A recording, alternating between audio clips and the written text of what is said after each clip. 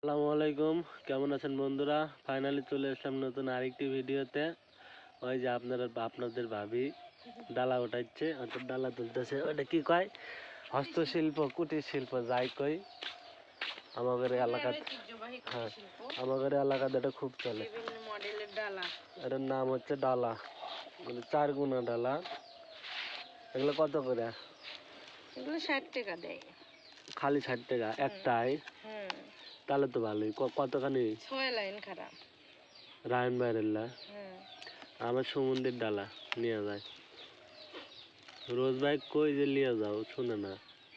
বললে খুব বোকা তোমার ভাই, নিয়ে যায় না। আমার ভাইরা চালাক, আমার জ্যাঠো বিশিষ্ট ব্যবসায়ী আগেকারই। বোকাই তো, ফেরিত করে মাল বেচে কারা রোজ ভাই।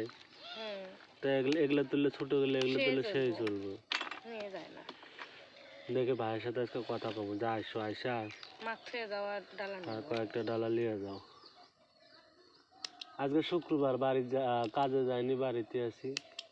মেলা দিন পরে 1 সপ্তাহ কাজ করলাম। একটা না, মেলা দিন, প্রায় 1 বছর পরে।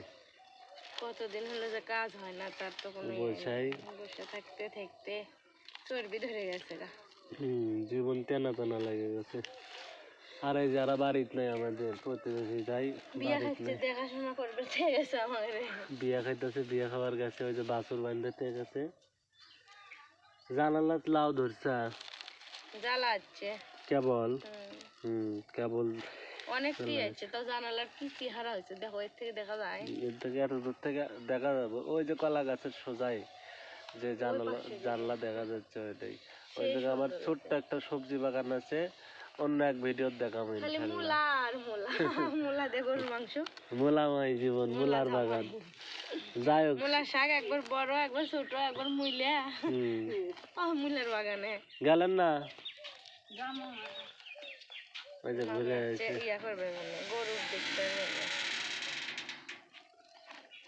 কয়টা তুলবার পাবেন না দিনে? মাথা ব্যথা করছে ও, আমার চোখে অ্যালার্জি হয়েছে কয়েকদিন যাবত, খালি মাথা ব্যথা করে, সেই জন্য তুলবারই পাচ্ছি না।